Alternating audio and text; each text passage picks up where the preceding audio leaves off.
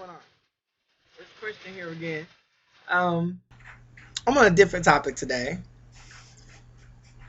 I decided not to assault the church again, but we're going to tackle an issue. Well, I'm going to tackle an issue today, and I hope you'll join me in this journey.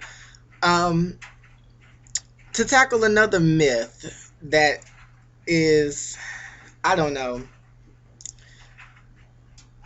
something that works my nerves. Okay, so today, me and a couple of my friends skipped class to go see Mary J. Blige at Nordstrom's on Michigan Avenue. She was doing some kind of release for her new sunglass line. Do you know she wanted you to buy a pair of $200 sunglasses to take a picture with her? Not I said the fat cat. Anyway, that's neither here nor there. But on the walk back to school, we started talking about my last post. And they were telling me that they didn't like some of my opinions about the Eddie Long situation. Well, frankly, my dear, I don't care because it's an opinion. And opinions are just like assholes. Everybody has one. So anyway, we got to talking about the latter part of my video where I talked about ex-gays. Now, first of all, the female that was with us was slightly offended by my term ex-gay. She was like, maybe it's just a deliverance. Well, frankly, dear, deliverance or ex-gay, it still means that you supposedly don't sleep with men anymore. That's all I'm saying. Not taking, again, I always make sure I say this, not taking anything away from the power of God. That is not what I'm saying at all. I'm just saying that the term means the same thing. But whatever.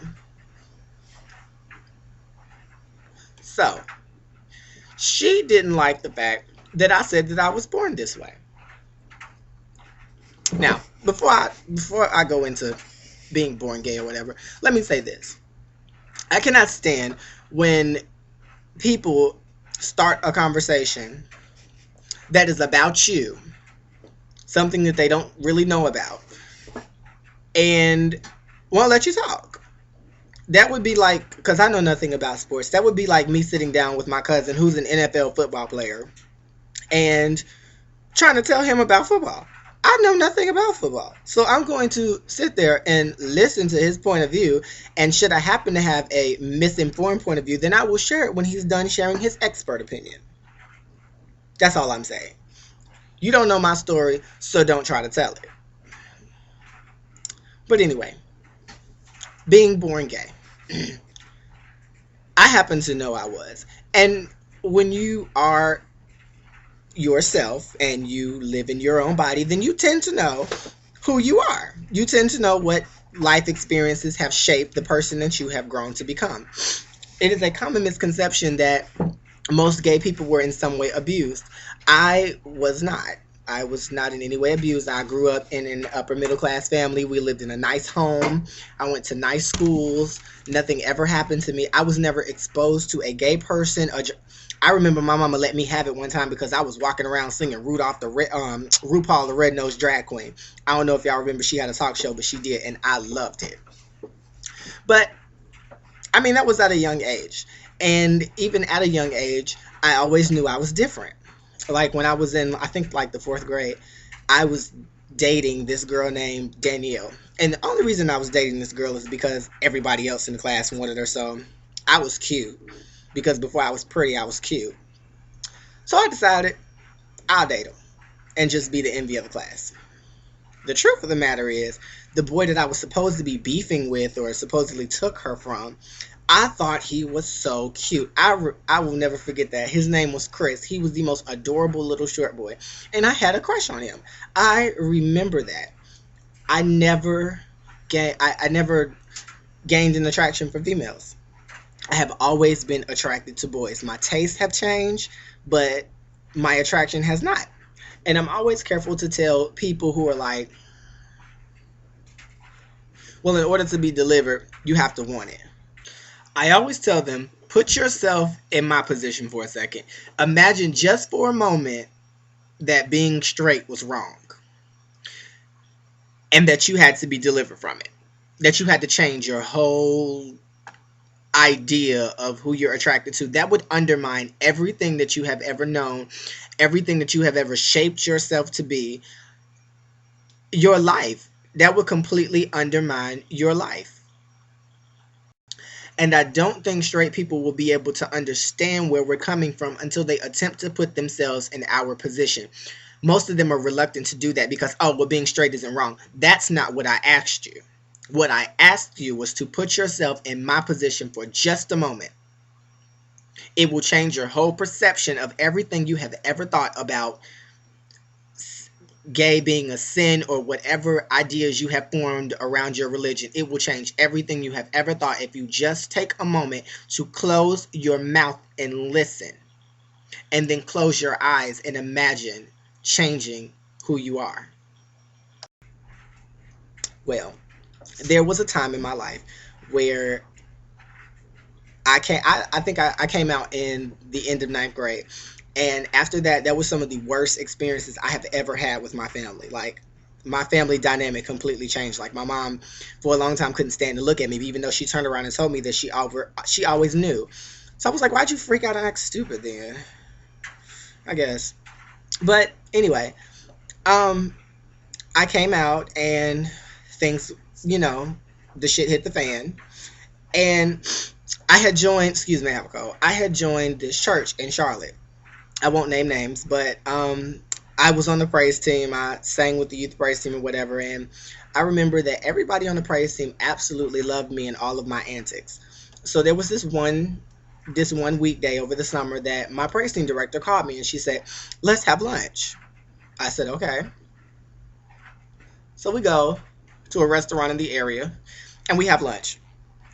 And we're just having, random conversation, and all of a sudden she brings up, "Now,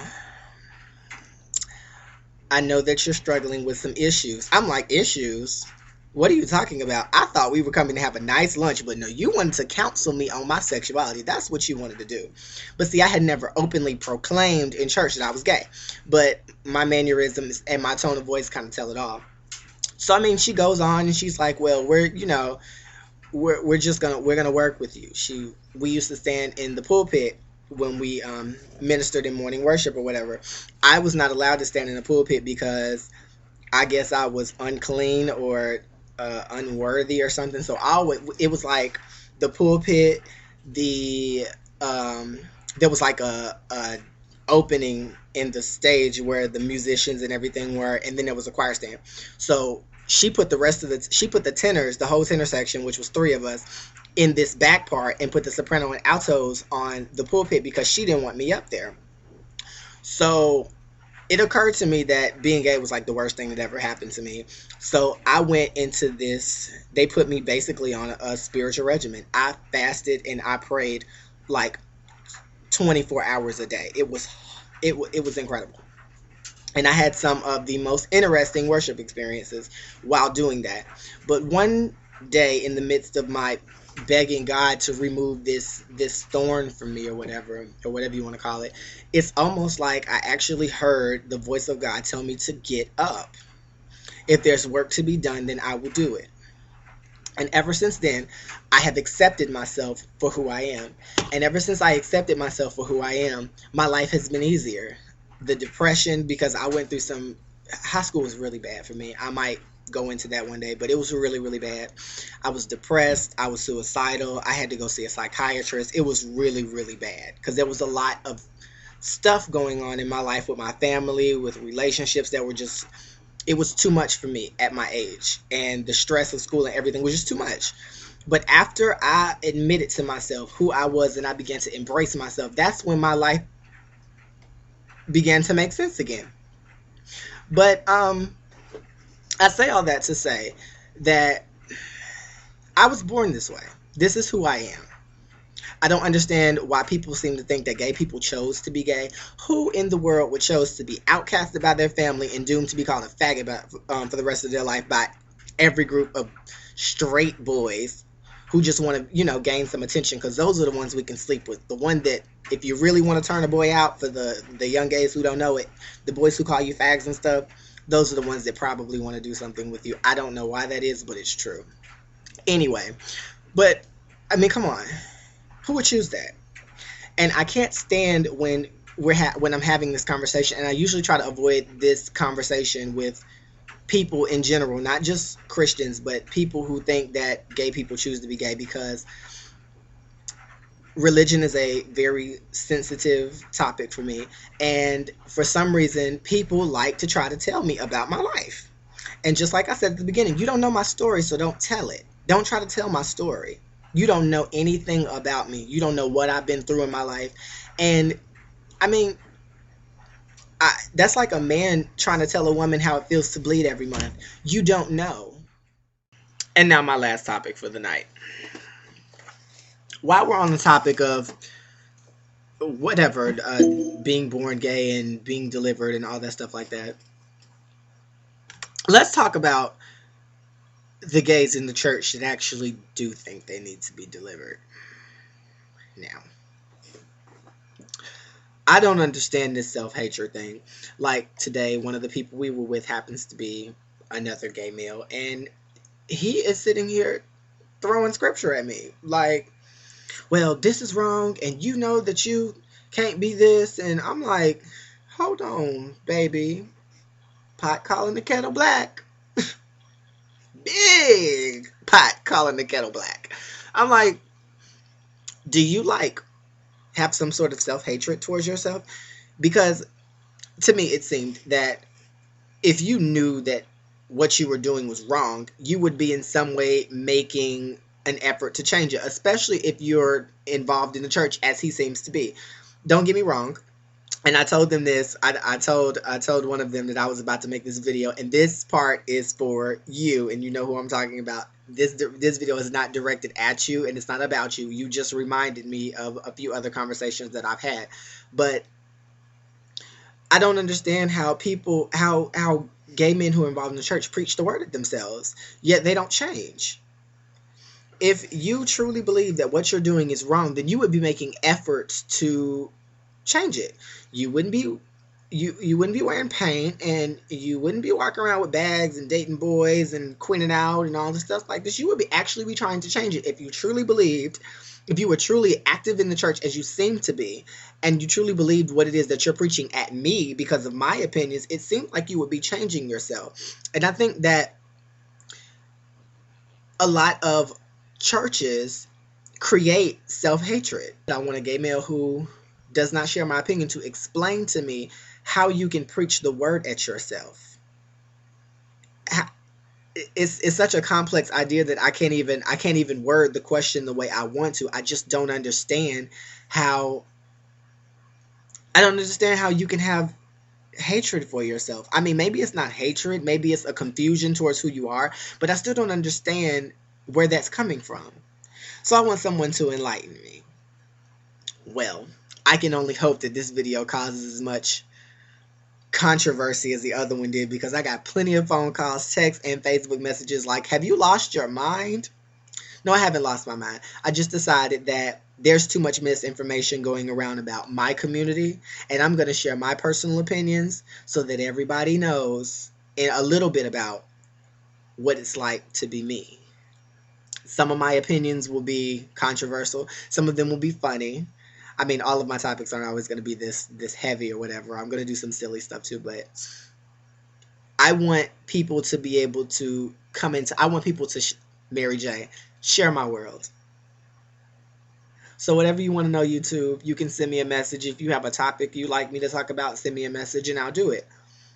I want to be able to answer questions. I'm going to do a video to actually introduce myself because I haven't done that. But I don't like to talk about me. So what do you guys want to know? Excuse me. All right, YouTube. It's been a long day. I just got out of school, so I'm about to go ahead and call it a night. So love you guys. Smooches. Comment below. Subscribe. Send me some messages. Add me on Facebook. See you guys later.